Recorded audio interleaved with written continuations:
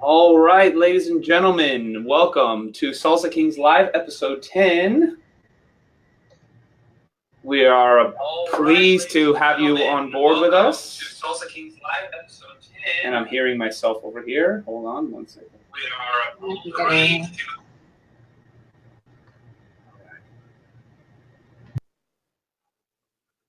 Feedback. Okay. Beautiful. Sorry for the technical difficulties here, guys. All right, now we're all set to go. Welcome, guys. Thank you so much for joining us. Episode 10. We have a very special episode for you guys. We have Reverend Natalie Kim Calzadilla talking about a mindful dance.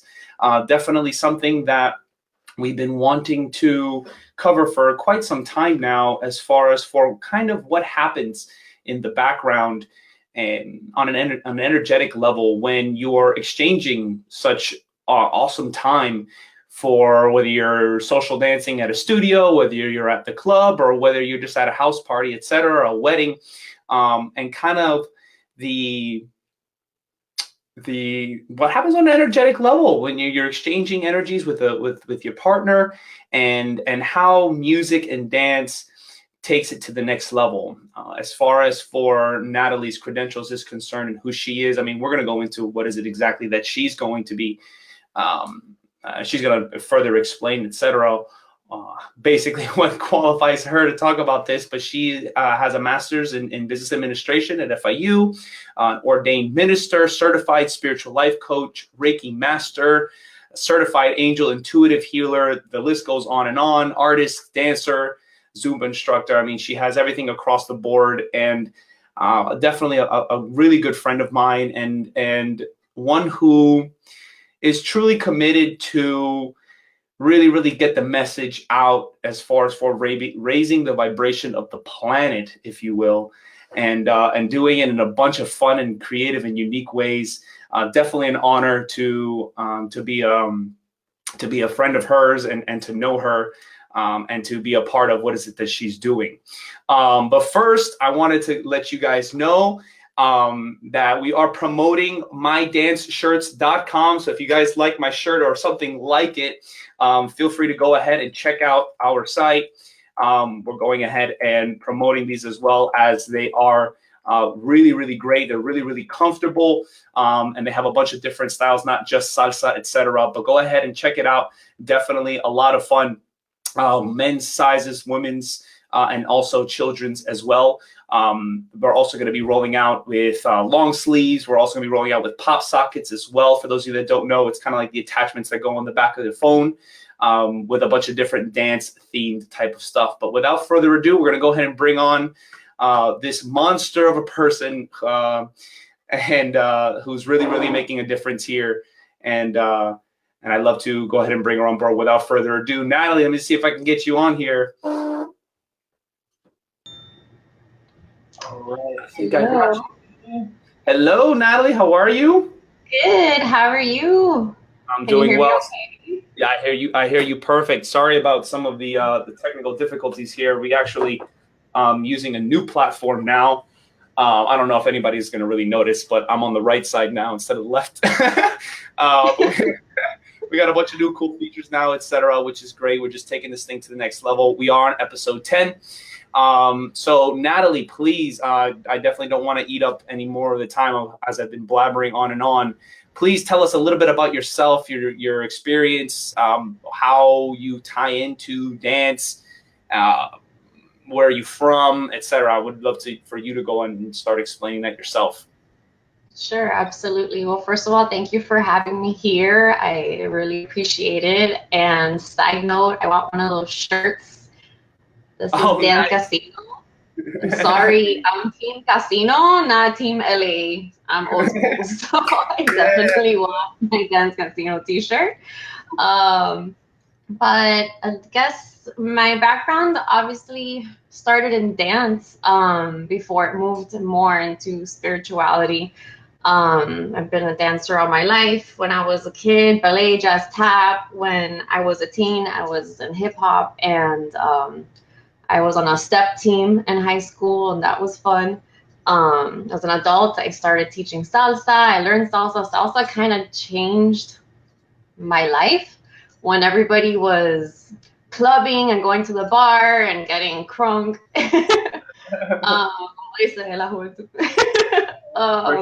I was in the salsa scene at a very young age, at 18, 19 years old, and that really was a really positive experience for me.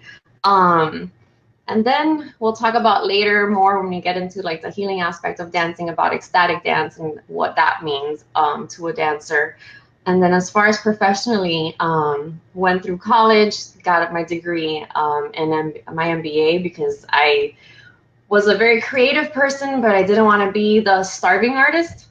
So I needed to get it together business-wise so I could marry the two things. And then I graduated, and reality hits and life hits, and I kind of almost had like an early midlife crisis, and it drew me to spirituality and meditation. And in that realm of meditation, it just opened up a whole other level of reality for me. I got into being of service through Reiki energy healing. I got the call to get into life coaching and to help others do what helped me tremendously. And just to be of service and to help to people really connect to their souls at a really deep level, so you can live your life in 3D, so you can live a life of fulfillment, like not about achievements, but just when you get warm fuzzies in your heart every night before you go to bed. So that's what really meant a lot to me. But dance is such a big part of spirituality, and I want to get into that today. So in regards to dancing, we've been dancing all our lives, right? And humanity has been dancing since the beginning of time, right? There's cave paintings of people dancing. Like, dance is just part of being human. And we've always known at an unconscious level that it heals us in some shape, way, or form, right? Like, tell me, why do you dance? Yeah, exactly. Exactly for that reason. I mean, I think anybody who's I kind of refer to like different levels, obviously, of course, as a dancer, you kind of starting off, I mean, especially for me, at least, the nerd, if you will, going through the kind of like the left brain, understanding the whole, not stepping on your partner's toes. But once you kind of get past that level, it's definitely something that's irreplaceable in your life. Once you've gotten a taste of that, as we've mentioned, energetically, it's something that it's difficult to do without. And I agree with you 100% when it comes to that. And as far as for me is concerned, I don't think that I could ever go through a portion of my life where I'm not, at least at some point, making a conscious decision or a conscious effort to experience that, and looking for the live band and sharing that experience with my friends or my partner or whatever the case is. So absolutely. Absolutely. So dance is so healing on so many levels.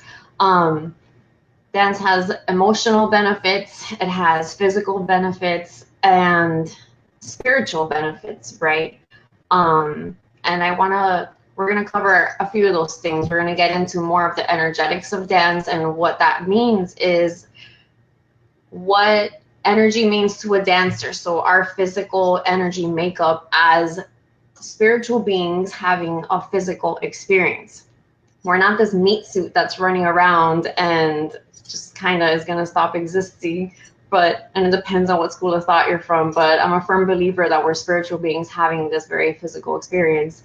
And we're made of energy, right? Science has already proven that if you put us under a microscope, there's nothing solid here, right? We're vibrating cells and energy particles, and we're made up of, that's it, of just energy. And in this energy body of ours that we have, where we move energy that's called chi through our body, where we move energy up and down through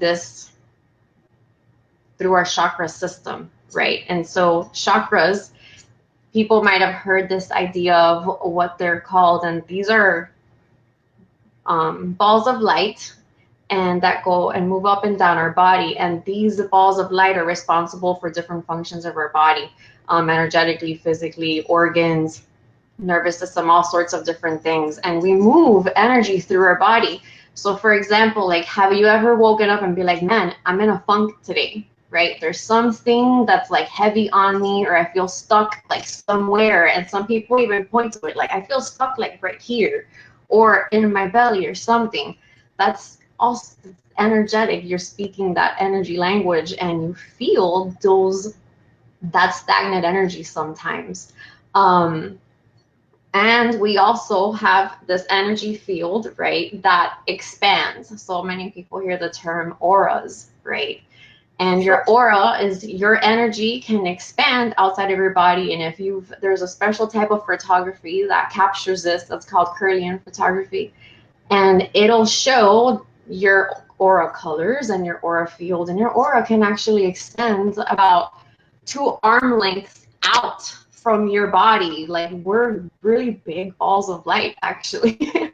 And proof of that is, for example, like, your energy speaks for you long before long before you speak for yourself, right? So when someone walks into the room, you're like, oh, like, what? Sure.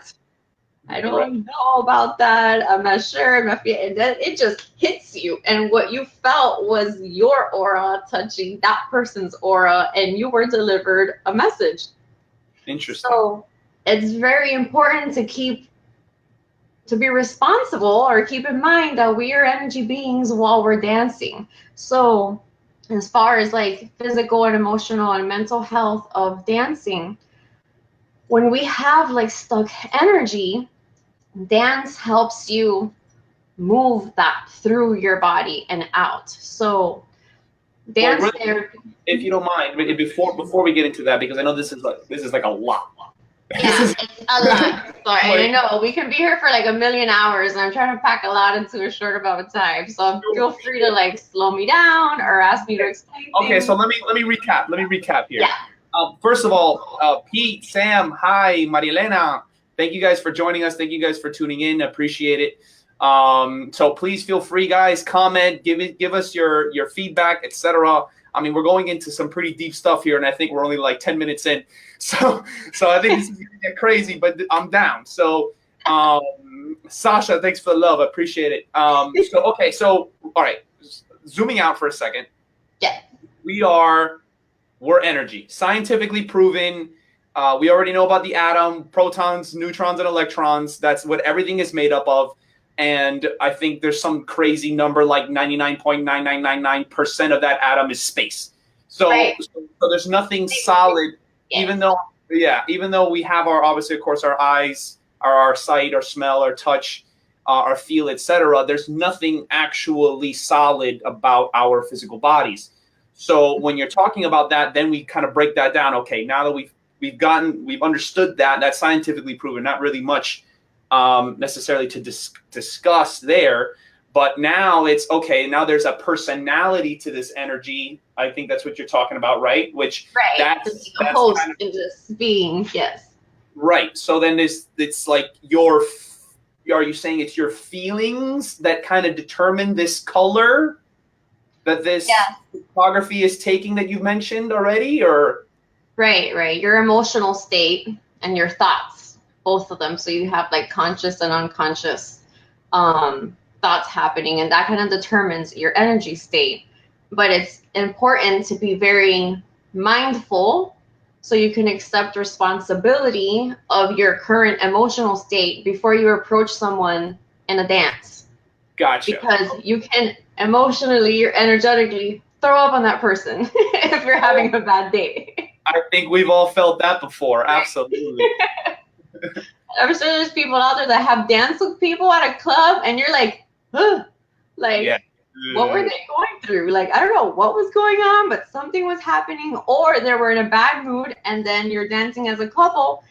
I don't know how to say this in English, but like te manotean, like as a female dancing with a male, who's unconscious or not self-aware of like the energy they're bringing and where they're at, you can really almost even injure a girl while partner dancing because you're too rough with her. Of course. So it's important to be like mindful of the partner dancing and what you're doing when you come together for those 5 minutes of a dance. Sure. One of those lessons that we teach in our course actually called your results. Mm-hmm. And that means ultimately is being mindful of exactly that, of what exactly is happening, and seeing if what is it that I'm doing, I'm executing it correctly, but am I giving too much? Am I giving too little? Seeing her face, like what, that you're the fact that you're realizing that there is another human being in front of you and that you're doing this together. Exactly. Is huge. I can't tell you how many times I would go out dancing and it was so frustrating to dance with somebody who doesn't see you. Like, they're just about showing off. They're just practicing and they're in their heads and it's hard. It's hard to be a male lead in any kind of dance because you have to be one step ahead of the game. So it's hard to be present and to be, leading the female. But you also have to make that acknowledgement that there's another human being in front of you, and acknowledging that if that person, if you're not seeing them, like, it just sucks to be invisible to whoever you're dancing with. And it's like, it's in relationships, like, what do females always say? Please see me. Like, you don't see me. It's like, you want as a soul. And of course, to us guys, like, what are you talking about? That doesn't even make any sense. I see you with my eyes. What are you talking about? But it's like what they mean. When you say please see me, it means please bring all of your focus and awareness and attention to this moment. So, like, be here with me now. So, for example, this can be more important to me now because I've had recently, my dancing career was my dancing career kind of slowed down after I started suffering from vertigo. And I now had to give a disclaimer before I dance with people on the dance floor and say, please be gentle. I suffer from vertigo. Do not do double or triple spins to me. And please don't do kiwi to me. Right? Yeah. I can't tell you how many people se limpiaron con las noticias and we're like, kiwi. And I'm like, trying not to. So it's crazy. Like, please take a deep breath before every person that you dance with. Stop, take a deep breath together, acknowledge, and then start dancing. Well, here's the thing, and I agree with you so much that that's kind of like the messages that I've been trying to deliver for a long time. For those of you that are listening to the podcast or the live show, one of the two, if you're listening to this live or later on, you'll notice that there's kind of like a recurring theme with our show here, and it's the concept of really being aware and being present in everything that's happening, because you really can get somebody hurt, but it boils back down to the instruction. And having everyone know from the get-go that it's not about forward with the left and back with the right, even though, yes, that's obviously important, but the student doesn't know any better when they say, oh, I belong in level 3 or intermediate. And I'm like, well, wait a minute, slow down. Okay, reverse crossbody or sombrero por abajo. Okay, great, you have it memorized. That doesn't mean much, because when you're talking about interacting with another human being, every single dance that you execute sombrero por abajo, for a lack of a better term or example, is that you need to be able to adjust yourself to be able to make sure that that's pleasurable or a good experience for the person that you're dancing with. So I couldn't agree more. Neva, thank you so much for joining. Nick, Adrian, Sabor, DJ Sabor, thanks for tuning in, my brother. Appreciate it. But yeah, no, absolutely, Natalie. I 100% I agree with what you're saying. But yeah, let's get into the specifics of it. You know, we're talking about the actual dance aspect. Okay, so you know, let's say you're clear or you're not, and now you're engaging. Two energy bodies are coming together. Now what? So breathing's always important because breathing brings you to the present moment. And when you're present, it allows for less accidents to happen, first of all, because your mind is not doing groceries or this and that, and you're going to ensure the safety of your partner. And that's always important. It's always going to get you also kind of cool, calm, and collected. For the male, it's going to allow them to lead, right? If they're present, and to lead effectively and to be very conscious and aware. And you're going to, you're taking this partner on a 5-minute ride on an experience, and you want that person to have a good experience and both of you to have a good experience. And there's nothing that feels better than having two people that are connected, who are aware of each other and who are dancing in total harmony and total coherence. And Amen. It becomes this magical, experience, and you're going to be more present than ever, right? And for the female, it's important to surrender.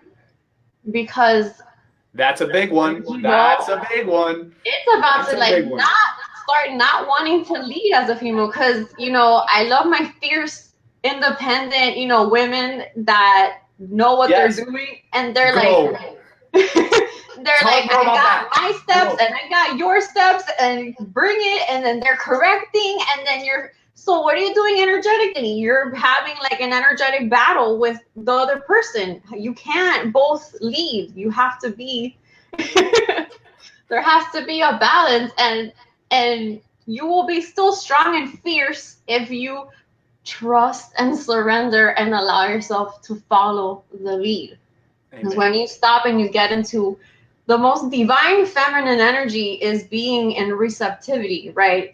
We're about receiving and holding space. And if you do that in dance and you relax into that surrendering and trust that your partner is gonna do what they're gonna do and lead. And if they mess up, then you meet that with compassion, not an eye roll, or not, oh, you should do this or you should do that, and let me tell you how to. You can say it.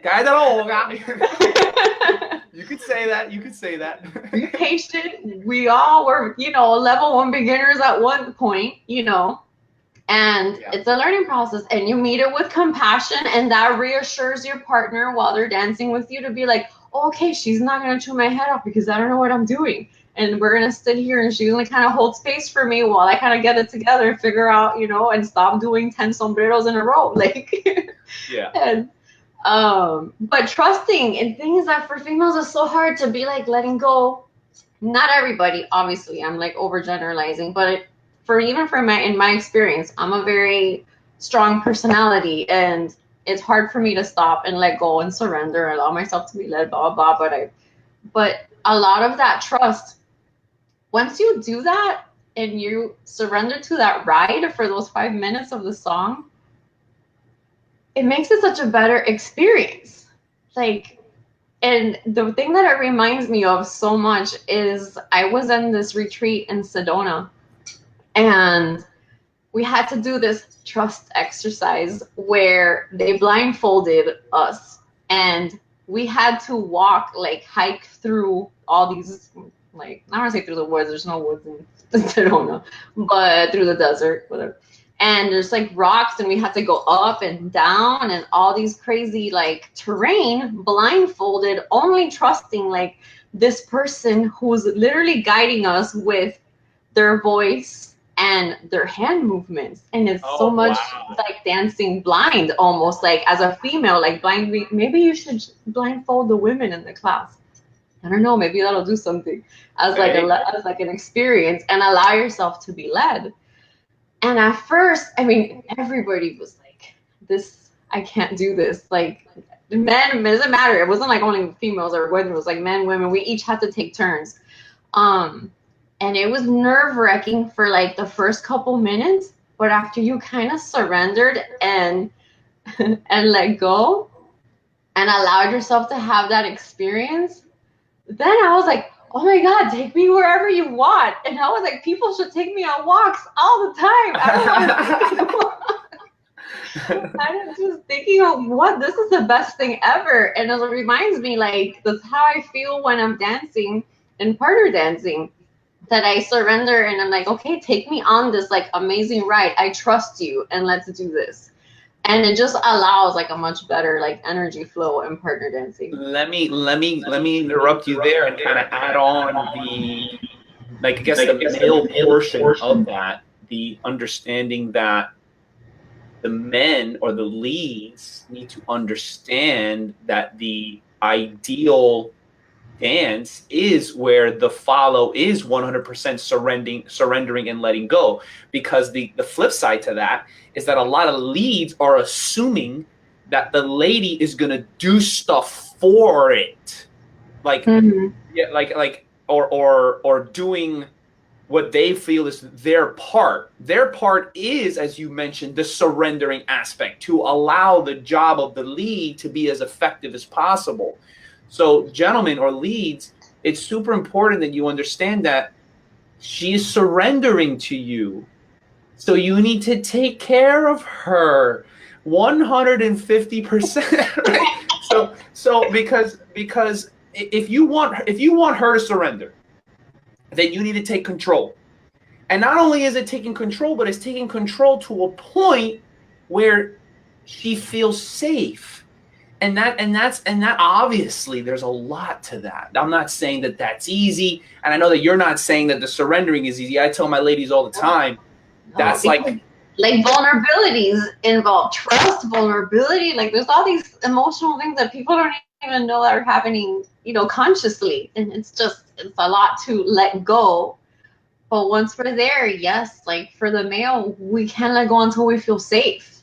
And if you're not taking on that role confidently and being a solid lead, then we can't necessarily be comfortable to surrender and allow you to lead us. Right. Definitely. And throwing something else in there, that means leads, it doesn't necessarily have to be complicated, because what's more important is the whole safe aspect. If you're going into the danger zone, well, then there might be dangerous things happening. Now, you want to be able to, obviously, of course, move everything to a point where you're comfortable. So even if it's things that are simple, for example, then so be it, because the priority is that connection that I'm constantly referring to, and with everything that I'm saying. Have the connection, but that connection and what's happening energetically with that connection, authentic, like real connection, when there's like, it doesn't have to be romantic, but when your energy, that it doesn't have to be romantic. A lot of people get kind of confused. That you're having like, you're acknowledging the other person, friend. You're having a heart-to-heart connection. It doesn't have to be romantic, but you're synchronizing together. Beautiful. And that creates that experience for you. Absolutely. So, all right. So now we've gotten to that spot. Oh, before I get there, if you're watching this live right now, thank you guys so much for joining. We're interviewing Reverend Natalie Kim Calzadilla, kind of like about what happens in the other dimension, if you will, on an energetic level when we're talking about dancing. Actually, I don't even think that we've gone into the dancing yet. We've got up to the dance as of right now. So if you're watching this live, or if you are listening to this on the podcast, nonetheless, if you want to receive notifications of when it is that we go live, you type in the comments below, join. That's JOIN. Comment in the comment, join, and you'll receive push notifications every time that we go live. If you're listening to this not live, then go ahead and shoot a text message to the number 69922. And you're going to text the word join as well, and that's going to go ahead and put you on to receive notifications of when is it that we go live every single time, bringing in different people with different viewpoints and different expertise on how we can better understand this dancing thing. and really making it the ultimate experience for both parties, or even if it's, you know, not necessarily social dance, even if you're dancing by yourself, you know, without any formal training, that's besides the point 100%, but more so being able to shake out that stress, if you will, amongst other things. Okay, so now we're in the dance. It's enjoyable, etc. So what happens now? Now, pretty much, you've done all the hard work. You've surrendered. Like, all the tough things are pretty much up front. Once both partners kind of accept responsibility of each of their roles, and this doesn't matter if you're in a partner dance or by yourself, spirit takes over. Like, when you're dancing and you allow and you're in that space and your body is moving, you start releasing endorphins. You start getting happy because there's a chemical change happening in your brain. You know, we're moving stagnant energy through the body, and that's what's getting released. We actually have memories and things that can also be stored in our energy bodies. Like, there's actual dance therapies are based around that concept, that you can release trauma, all sorts of trauma, in dancing and letting go. You can connect with spirit, have extreme mystical experiences. You have the sun dancers in the Native American tradition that dance for days, you know, connecting with spirit and having mystical experiences because of the power of dance. Like, it's part of every single culture, and it's such a spiritual, heart-opening experience. There's actually this quote from a woman that had healed from a lot of trauma that she wrote: "Dancing allowed me to stop the mind and live from the heart."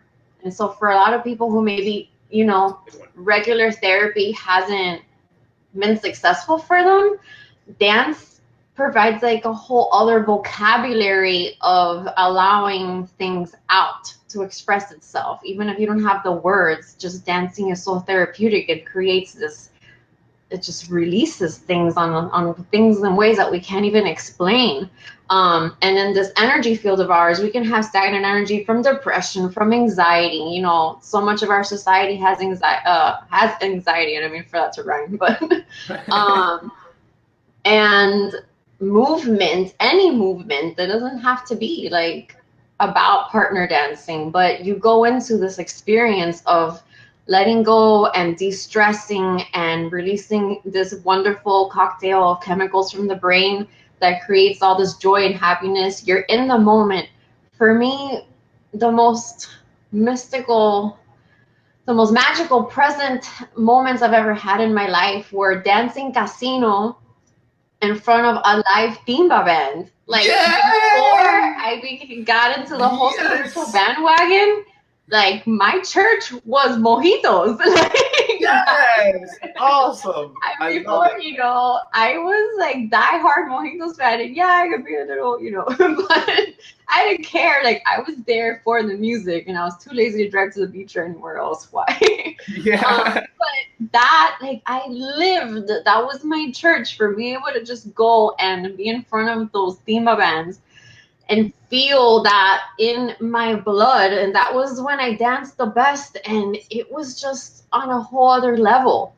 It was intoxicating. And even one of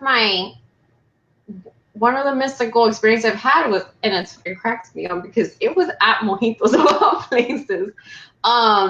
And I was just had this moment where I shot out of my body, and I was looking down at the dance floor, and I felt the interconnectedness with everyone and everything. And I was like, we are just, you know, people playing a part in such a much bigger tapestry of life.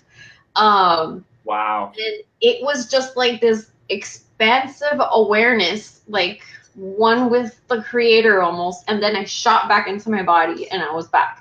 And I was just like, oh, okay. Guys, Cuban music and Cuban dance gives you fine spiritual experiences. Thank you, Reverend Natalie Kim Calzadilla, MBA. Guys, I might be biased. It might be something else for other people, but I'm Cuban, so for me, I was like, Dima, agua, whatever. Like, I was all about it. But that took me there. It's the same. I've had other mystical experiences after in meditation or in retreats and things, and they're the same experience. That same level of connectedness and expansiveness and heart opening, like it's all the same. And if you can now bring in a partner and have 2 heart openings, like okay, so all right, so then let me get this straight. Okay, so I want to bring some clarity to that because that's huge. First one, you're saying, oh, well, I mean, that makes all the sense in the world, is that every culture since the beginning of time has danced. I mean, I'm a big advocator of learning from those, you know, who lived before us, you know, with previous experience, etc. There's a wisdom to this, obviously, you know. There's a big misconception, I think, that maybe, like, you know, older cultures are old for a reason, and like we're like way smarter now than we were before, when I actually personally believe it's the opposite 100%, as opposed to learning from our mistakes, etc. But the same way that every culture in existence has their own spiritual studies, if you will, for lack of use of the word religion. But they all believed in something, the same way that every single culture has dance. And there's a reason for that, or there has to be a reason for that. Because it gives inside of our bodies. Right. You're channeling and connecting. Unless you do it. Like, that's the big one too. That there's that bridge where a lot of people are like, you know, perhaps getting outside of their comfort zone or whatever, and they don't feel comfortable, you know, doing that, you know. But it's a feeling that really can't be put into words, sadly enough, because, you know, we would be able to recruit so much more to this activity that's free and healthy, and you're saying now. And you're saying now to tie in that one of your strongest spiritual experiences is the same level in which you study now. That's insane. That's crazy. So for people, so you're saying that kind of bridged you into the studies that you're into now? It definitely plays a part. I mean, it's hard to study any kind of spirituality that doesn't have some sort of component of dance usually, unless, you know, there's some that are stricter than others. But for the most part, dance is welcomed in most walks of, you know, life. But it's tapping into that, like, wisdom in your body. And when you're saying, you can have these experiences even if you're not. So the unconventional stuff, so we're kind of going to deviate a little bit in a way, but another type of dancing, right, that you can do that children are great at is ecstatic dance. So have you heard of ecstatic dance before? No. Remember back in the day when we would joke around, and we would joke around about having the worst dancing competition? Do you remember that? Like the worst dance competition, like who could dance the worst? Kind of like that, but and not that kids dance bad, but where I'm going with this is that dancing where you're just free flowing, right? You're letting go. You're like doing whatever, and like you don't have rhythm, like you're just like letting loose. And there's a movement, and it still ties back into a lot of ancient things, but there's this movement of ecstatic dance in a lot of spiritual communities where you go into these spaces and it's a safe space. It's known. It's a known rule. You're not there to pick up, and you go and they put on music and they work you up from like slow to like really intense, but you just do whatever movement comes out of your body. It's not meant to be necessarily rhythmic or to keep a beat. It's about letting go. And this is super healing. And again, it goes back to the same concept. You're moving stagnant energy in your body. You're moving, you're waking up your energy body. You're bringing more like vitality into your life also while you're doing that into your body. You're bringing in fresh energy. You're also, if you're barefoot on the floor, you're also grounding to the earth, and it's called earthing. It's a thing. There's like a documentary on it. We actually can heal from many things by walking barefoot on the floor, right, on the dirt or on the grass or whatever. if you're Cuban, it's weird because your mom always tells you ponte tu chancleta o no salga, no hagas descalza, or they call you para sucia. Right. Absolutely. And I'm a Virgo, so it's hard for me to. I earth at the beach when my feet stay clean. Right. But even dancing barefoot and is like a big part of dance, right?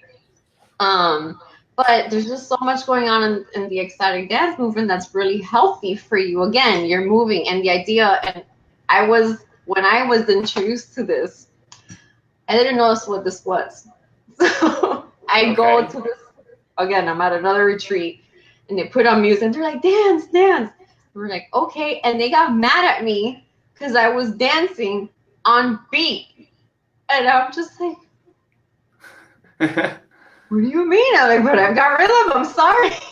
And they're like, no, you have to dance with your right brain. Like, even though you're dancing, like, on beat, doing dance moves, you're using your left brain because it's kind of like choreography. Right. And you're keeping like a beat and whatever. And they're like, no. Like, don't make the same move twice. You know how hard that is? To dance a whole song, much less an hour, and you can't repeat like the same movement. Like, your brain like gets in a knot almost, right? And you just have to stop, right? And that's the point. You can't think of how to do that. You've just gotta let go. Well, I think that's what a lot of trained dancers. I mean, I may be wrong on this, but I think it's like what kind of like contemporary dance kind of is supposed to be in that sense, where that it's just kind of like that 100% free flowing. And obviously, of course, it's the formalization of it. Obviously, of course, without making it the ugly part, if you will. But at the same time, having that free flow and having that free spirit and not using the same move twice, a type deal, and everything is just kind of flowing.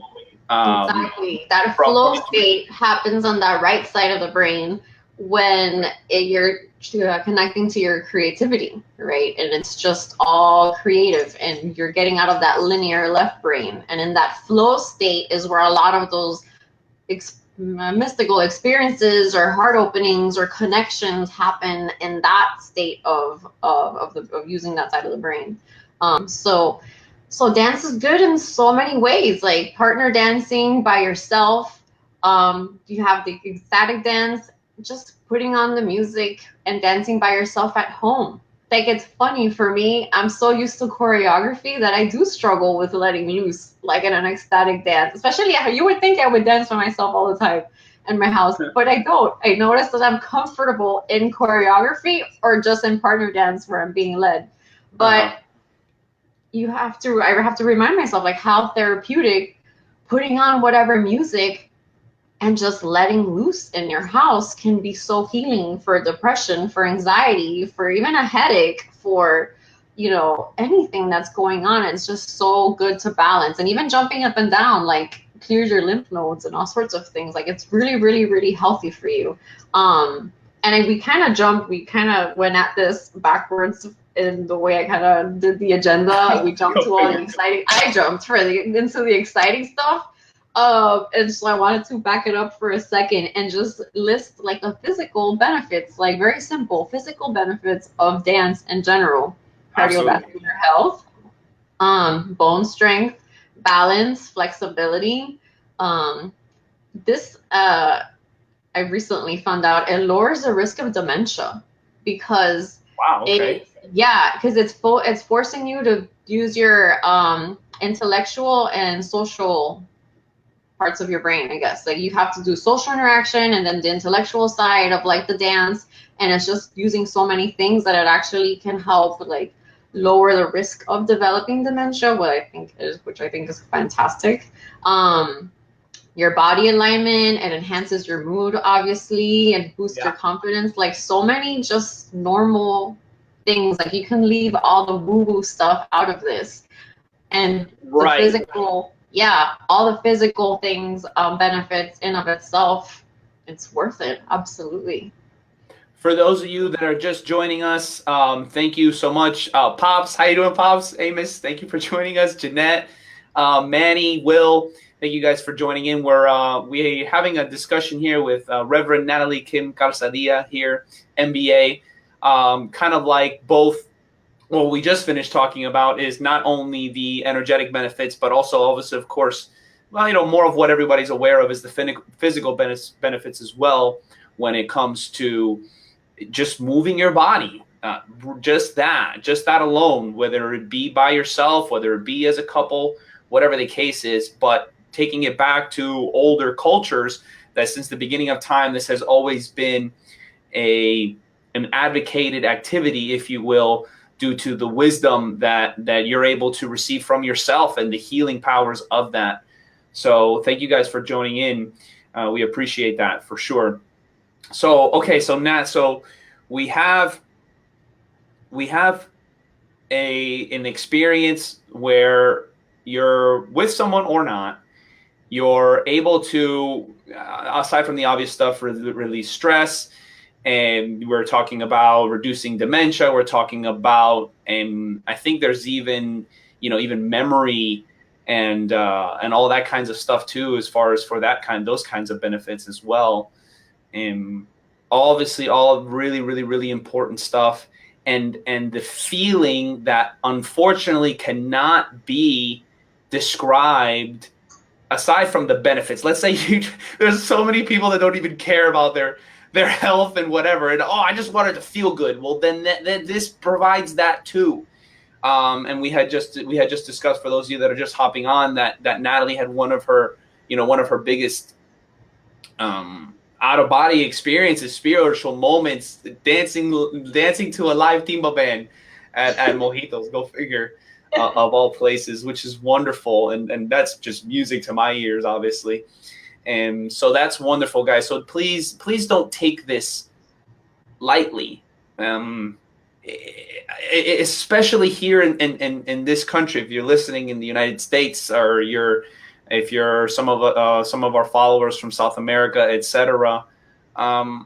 In this country, unfortunately, dance is kind of like put really, really, really in the back burner, as something that's not as influential or healthy or smart to include in a curriculum for a young person to learn. I mean, if you're watching this right now, please drop a comment right now if dance changed your life.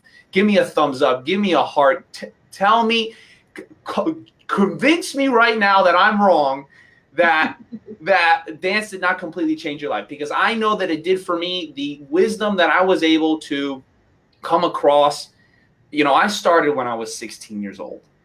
So by the time that I'm 18, y eso que todavía me siento como I'm like demasiado atrasado sobre, like las mujeres y todo eso, like, but still, like, I feel like I've learned so much from that if I did not have that, even more so, and not just obviously, of course, about the opposite gender, but about myself, the things that I learned, to be careful, to understand that there's patterns, not just in music, but in life, and the list goes on and on and on, and it's not something to be taken lightly. It's basically the message that I want to leave here, and I think our guest here agrees 100%. Absolutely. I want to add to that it did the same for me. Like, I wasn't on the best of paths in my teen years. I was, rebellious, and I always did whatever I wanted. I did not follow the masses, but I also wasn't always getting into the best of things. And at a moment around 18, 19 years old, somebody told me about Salsa Casino, and I was living in West Palm. And I was like, what is that? What do you mean? And they showed it to me, and I was able to bring in a dance school to teach Casino out of Broward to West Palm. And it was like the first salsa classes, like Salsa Casino classes in West Palm. Nice. We implemented that. And thanks to that and me going through that path, like, my life for the next decade, I was addicted to Casino. And the funniest, the story. That's right. So, okay, so full like transparency. So when I was up to no good, nobody noticed, right? And my parents, right? Specifically my dad. No idea that I was up to no good. But then when I started dancing casino and I had, you know, the salsa fever. If you're a salsero, you know what that looks like. You're like at work and you're doing all the turns at your desk and you're doing all the yes, sir. You're like, absolutely. Salsa 24/7. You've got the fever. And I was in that phase and I was going out dancing Thursday through Sunday every night till the middle of the night. And working full time and then teaching salsa after work. And I was just 24. That's when my dad's like, "Are you on drugs? Where are you?" And oh no. And I'm like, "What?" I'm like, "Now is when no, like, no, how about I teach salsa now? I'm president of the Salsa Student Latino, I don't know what association. I have like stellar grades and all these things. And now is when you're accusing me of stuff like oh so man. It had like turned my life around.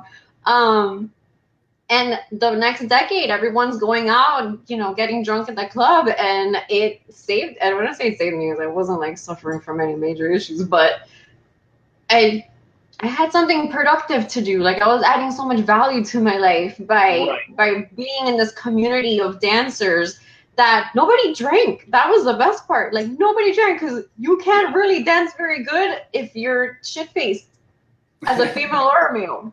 For lack of better word, that's actually the technical term of it. It doesn't work.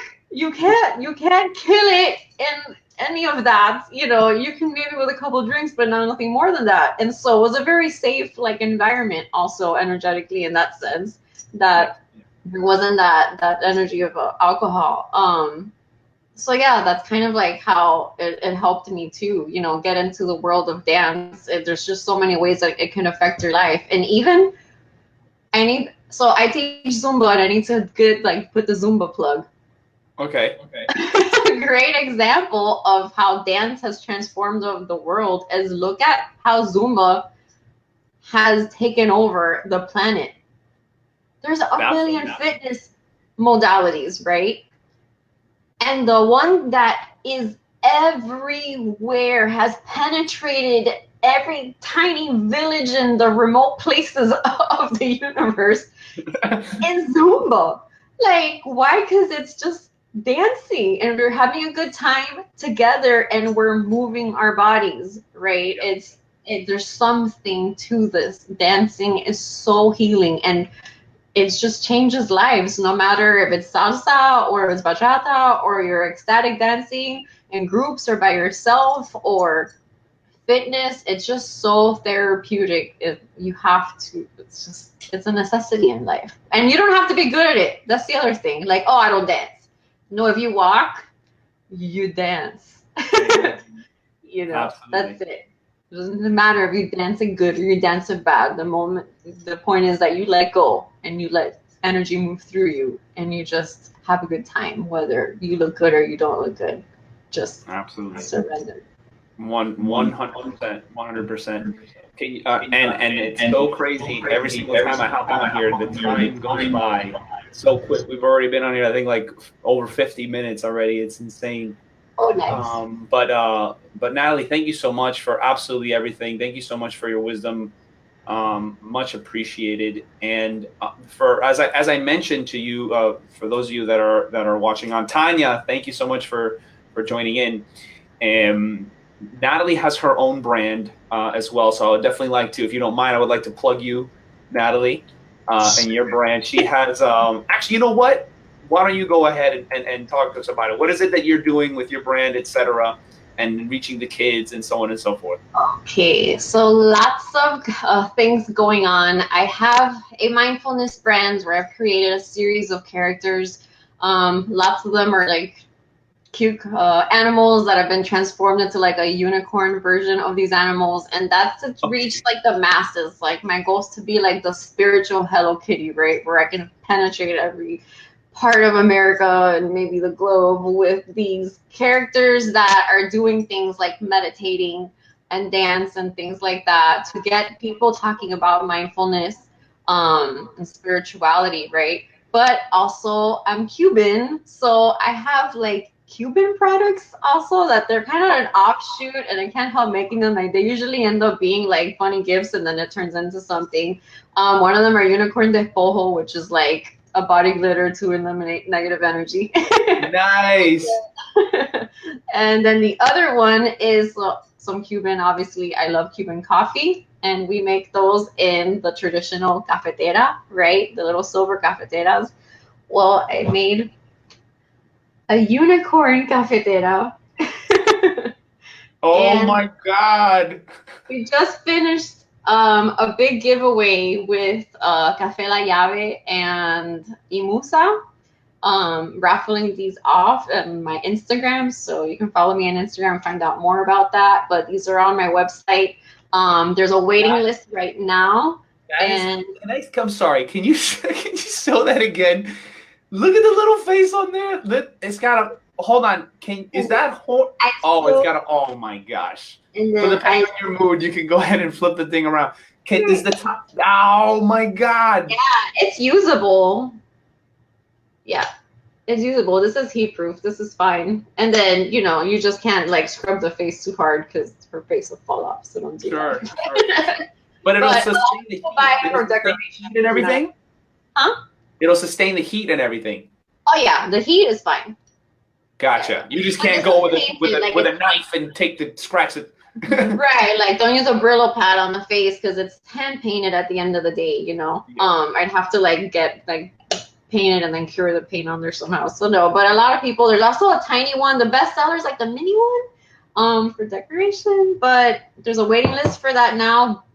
But I'm about to put a new batch for sale. I have a small batch ready. But get on the waiting list if you want to get one cafe. They're called Café Cornios. So, Café Cornios. Café Cornio. Or Unicorn Cafetera, whatever is fine. Okay, that works. And there's also a coloring book, which I don't have, but is on my website. There's a video of the coloring book. But all those characters that I designed, I created very positive I am affirmations for each character. So you can give those to children. Yoga instructors use them and give them to like their kids, like for kids yoga, and they're coloring all these I am affirmations, which each characters. Can I show them? Hold on. Let me hop on here. Mm-hmm. Application, Chrome. Okay, perfect. So right from here, let me see if I can make this bigger here. Okay, perfect. All right. So the first thing you have on here is your mailing list, right? Okay, so here are the characters. Oh, there's some of the characters. Okay, beautiful. All right, so then so I want to register for my here's right here on the top. Sign up for Café Cornio waitlist right here on the top on the blue stripe here. Mm-hmm. Okay, so then they'll be able to right from here put. Here's your unicorn de Pojo. Oh my God, this is great stuff. Okay, so then right here from this now waitlist, you're able to see. Sorry, go ahead. You cut off for a second. Oh, I'm sorry. That you're able to see the coloring book. Oh no, this is a digital planner. Yes. Very nice. And then if you click on there, that's the mini cafetera, actually, the tiny one. And they're able to sign up right from here? Yeah. Click here to join the waiting list. Okay. Mm-hmm. Very cool. Okay, gotcha. Awesome. All right, guys. And for those, the ones. Yeah, go ahead. Just lastly, for those of you who want to experience more of the energy healing and life coaching, I'm having a mindful meetup going on at Soul to Soul Spiritual Boutique on Bird and 72nd coming up on October 11th. We're going to be going over guardian angels, doing talking about mindfulness, how we apply that in our lives. Also, I'll be doing some energy healing while we're there with my medicine drum. And then I also see clients one-on-one for Reiki energy healing and life coaching. So please feel free to reach out to me for that. All of that is on my website. Guys, just letting you know is I've actually been working with Natalie personally. She's absolutely amazing at what she does. More than anything, her genuine care and her genuine intention. And for those of you that know about energy, this is the biggest thing, is that she not only really knows what she does, completely 100% OCD on the knowledge and doing the research and getting it done, but behind that knowledge is the true intention to really serve you, and that kind of, those kind of powers mixed together, has delivered not only for me but a lot of referrals that I've sent to her. Really life-changing stuff. So obviously, of course, her brand here is super cute, cool stuff. Is just delivering that message of mindfulness to ultimately heal the planet, if you will, for lack of better words, if I'm right when I say that. Guys, please hop on mydanceshirts.com as well if you like my shirt, if you think it's cool. They're super comfortable, by the way. I'm not saying that because I'm biased, but I made sure that we got the comfy ones. These are super awesome. You can wash them 10.5 million times as well. It's not just casino or salsa or anything like that, but just in general, you're able to go ahead and check those out. And Amazon delivered to your home in 2 days, so you can't beat that.